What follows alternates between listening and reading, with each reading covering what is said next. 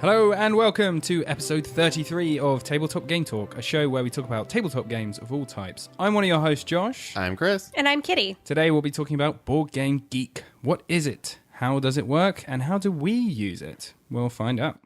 But first, a thank you to our patrons, friends of the show, Emil Giljam, Jacqueline Hagar, Shane Paul, and George. If you're interested in supporting us on Patreon or in any other way, visit our webpage, tabletopgametalk.com, and click on the Support Us button in the upper right. All our patron levels include free auto-entry into all our contests with bonus entries as well. Now, let's go off topic with some news, announcements, and feedback. Thanks, Josh. Welcome to first-time listeners, and welcome back to the rest of you. We have a few things to announce. First and foremost, our Stronghold-sponsored game giveaway. We're giving away Fields of Green. Woo. The deadline is this Friday, so this is dropping on Tuesday, April something. And April 7th is by midnight, your time zone, is when it ends. Doing math in our heads. Fourth sounds right. So that's when you're going to hear it, but April 7th is the last time you can enter.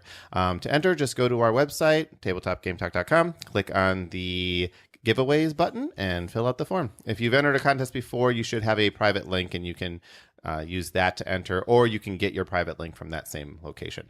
So our first prize is Fields of Green. Our second prize is a Tabletop Game Talk t-shirt, the first one of its kind. Is it really a second prize, though? It is another prize. It's an equally good prize. Equally good prize. I'm excited about it. I'm going to wear mine next week on the show. We should all wear them. Yeah. Yes. Let's see. So that's our contest. We hope everyone enters. I'm asking for show topics. We have a ton of them. So we have a lot of future topics to talk about. And some changes to our show format. So we've been getting some feedback that our off topic is getting a little long, and we agree. We've actually talked about it internally ourselves. So what we're going to do, instead of having all of the off topic segments in every episode, we're going to kind of vary that up. So we won't have all the topics. We won't always have a game of today. We won't always have a quick question. We may not always have feedback, but if we have feedback, we will use it. And maybe not everybody. Yeah, we might need to paraphrase some of it. We want your input, and it's important to me that this is a conversation with the listeners and amongst the three of us. So we love feedback. It's not just something we say at the end of the show. So keep sending it. We just may paraphrase it, or honestly, I might just reply to you personally, depending on the feedback. Moving right along, and to that same vein, this is going to be my last weight update on the podcast. Okay. So it's been 3 months. I am now officially 187.4. Wow. So that puts me, and I didn't do the math ahead of time, but somewhere around 27.6 pounds, I think, down from the first of the year. So I'm under that 190 mark. That's about halfway to my goal for October. And that's enough. It's going to be slower now. It was actually more of a support thing for me to have to. Yeah, it's helped me as well. Yeah. I mean, mine's currently 171.3. I'm 2 down and 12 overall. And yeah, it's nice to have that accountability. Yeah. I'll still make you guys weigh in every week. Yeah. Don't worry. We just won't share it with you guys. Yeah. Unless you ask. Yeah. Feel free to email. We respond to emails and Facebook messages because we have no lives outside of this. That's mostly true. And maybe at the top of each month we might give you a quick update, but we're gonna cut that out. And I'm gonna make Kickstarters a part of the news segment. So I'm gonna do that before everything else. So before we go on topic, and the reason I'm doing that is because I think Kickstarter is more of a news subject than it is. Like, here's this new game I have and I've played. Because mostly I'm letting you know what I'm looking at, not what I've been playing. What might be worth checking out and what's new and hot and the buzz, whatever. Exactly. So there's 3 of them this week. And I know that I think last week or the week before I said I've limited myself to 1 at a time. But I can't. There's just too much good stuff out there. Mm-hmm. Top 3, as long as you keep it to 2 sentences, is fine. Deal. So, Scoriers. This was an interview I did with Ash last Friday, I believe, as this airs. And it is a dueling card game. It plays 2 players. The base set, it's out. It's already funded. It funded in the first 24 hours. They're well on their way to their second or third stretch goal now. The base set is only $26, and that's the full game. The art is fantastic. It comes directly from the comic. They have a live feed of, see Ash and Ashley. Ashley's the artist. Ash is the designer. Definitely check it out. This game has a few Kickstarter exclusives. They're basically promo art. They're not like gameplay stuff, but otherwise it's looking pretty good. Kitty mentioned, I think last week, that you were looking forward to the Grim Forest. I am. So I backed that. This is a 2 to 4 player game where you're trying to build 3 houses: a straw house, a wood house, and a brick house. 3 little pigs. The components look amazing. The game pledge, like the base game, is only $49. Lots of stretch goals that have already been met. There's no Kickstarter exclusives that I can see, and I don't think they plan on doing any. But lots and lots of cool things. Like the figures in this game look cool. Everyone who's seen it has talked like great things about it. So if 3 Little Pigs and Grim Fairy Tales and Giants and Little Red Riding Hood and all that stuff seems fun and cool to you, check this game out. The art's really cool too. And then the last one is City of Kings. This is a 1 to 4 player. I'm calling it a hyper random adventure game with customizable characters as you play. So you are kind of exploring this grid tile thing. You're flipping over tiles. You're trying to really kind of kill monsters and stuff. I don't know a lot about the actual goals, but the character development in the game is really cool because you get experience and you level up, and your character levels up in game, and you have lots and lots of different ways that you can level them up. So if you're looking for adventure kind of stuff, take a look at it. This one, the base game, is around $75, and it goes up to about $120 for the deluxe version. I see lots of stretch goals, but no exclusives, and I expect that this one is probably going to be pretty hot when it finally does come out. So that's my news segment. All right, so let's get to some feedback about the past episodes. If you have any feedback about this or any of our other previous episodes, email us at tabletopgametalk@gmail.com and be part of the conversation. So, from Colm Doyle on Gateway Games and Games for 4-year-olds, in my experience, Tokaido and Machikoro are very accessible gateway games. Nice introductions to set collection, Tokaido, and deck building, Machikoro. As for games for 4-year-olds, Strawberry Ninja.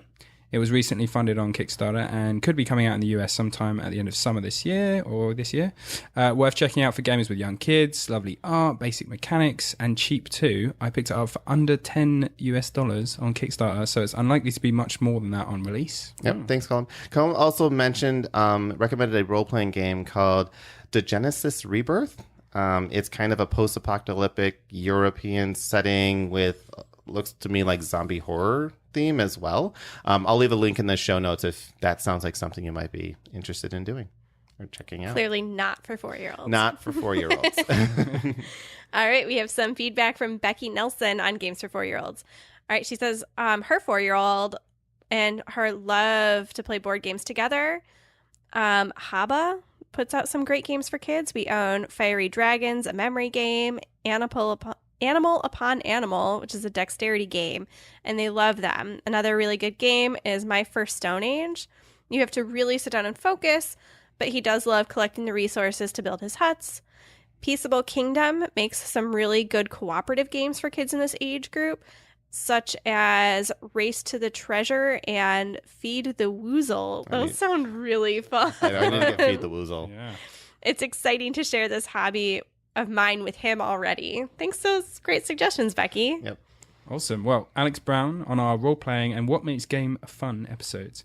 After hearing the D&D episode, I'd love to hear more about your opinions on dungeon crawler games, from the light D&D Adventure System and Arcadia Quest, to heavy ones like Zombicide, Descent 2.0, Imperial Assault, etc. How these compare to one another and how you feel about them compared to real role-playing in D&D or Pathfinder. Also, just listen to What Makes a Game Fun episode, and you talk about how catch-up mechanics, you like them, but didn't really give examples of what they are, and couldn't think of any myself. The more examples we hear about mechanics and games of each genre, the better. I love it. Yeah, so I'm going to add dungeon crawls board games versus role-playing games, or maybe just dungeon crawl games as a complete show topic, because I think we can really dive deep into that. Oh, definitely. Yeah, because Josh and I played Arcadia Quest. Gloomhaven is another dungeon crawly thing, and it really does answer the question or ask the questions like how are these different than a role playing game? And the short answer is there's no DM, the stories are kind of on the board, so it's more of the mechanics of the game than it is the story of the game. But that's not always true with something like Gloomhaven, where the story is fantastic. And as far as a catch-up mechanic, this is something that if you're in the last pace or you're further behind, you get something extra or you get to do something first. Power Grid does this. If you're the last person with the least number of connected cities, then you get to buy resources first. So it's just kind of this oftentimes twist on turn order.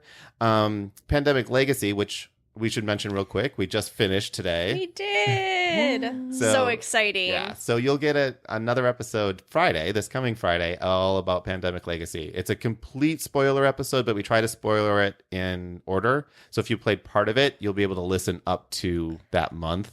We tried. So yeah. I realized we forgot to do something, Josh. What?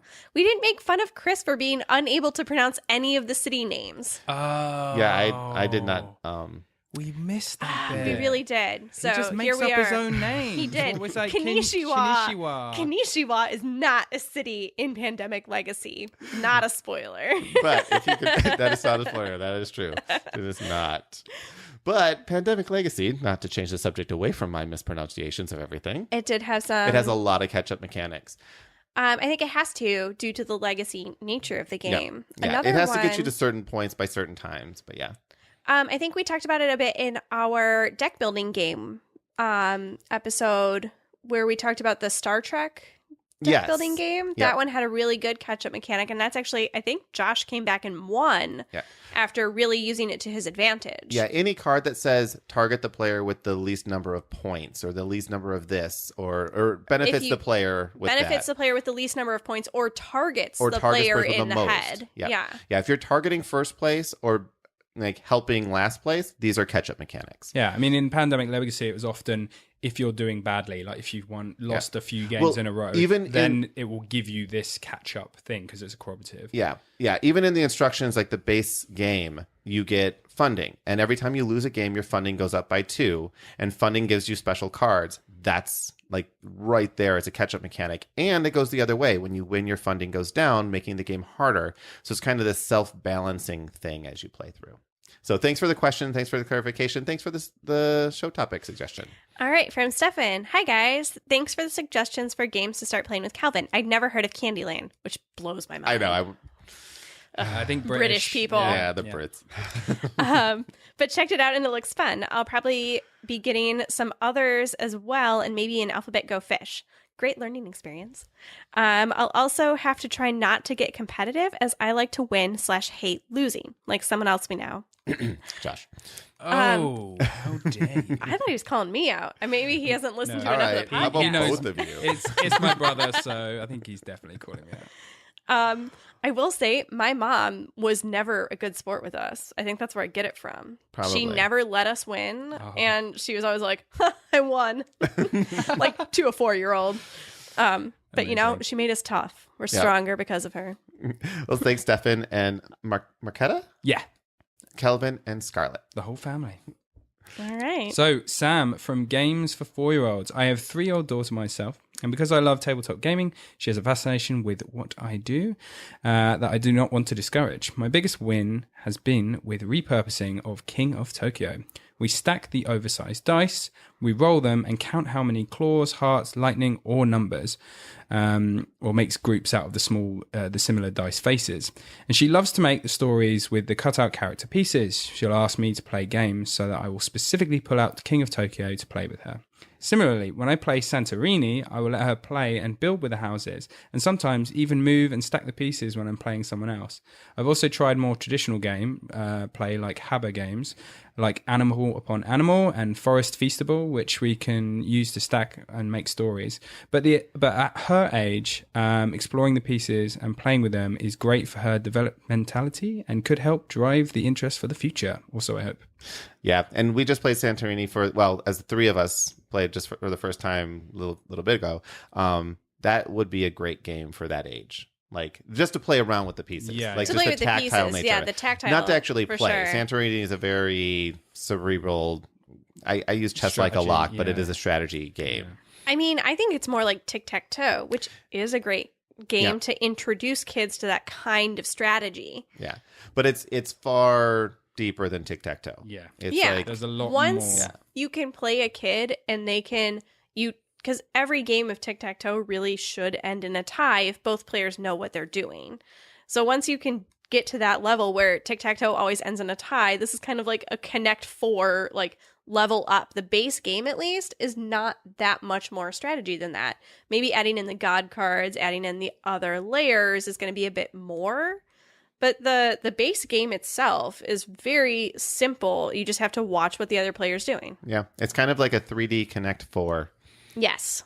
So, I liked it. Yeah, it's a lot of fun. Let's see. Sam also has a number of suggestions for gateway games. And I'm going to just mention them, and I'll put these in the show notes for links to them. But Sorrow, it's an abstract tile laying game. Lotus, it's a set collection game where you're collecting flowers. Dream Home, it's a board game based set collection game with some drafting. Stone Age is kind of an introduction to worker placement. For Sale is an introduction to auction mechanics. Flux and its offshoots, there's lots of versions of Flux. This is from Looting Labs, a great little, just a deck of cards, throw it out there kind of game. Munchkin may not be the best gateway game unless you know that you're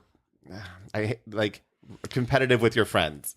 I don't like it. It wouldn't be a good gateway game for Kitty. But if you have a bunch of guys that are used to like shooting each other in 3D shooters, it might be something that works, especially if they're into kind of a D&D fantasy kind of setting. It's a very take that kind of game.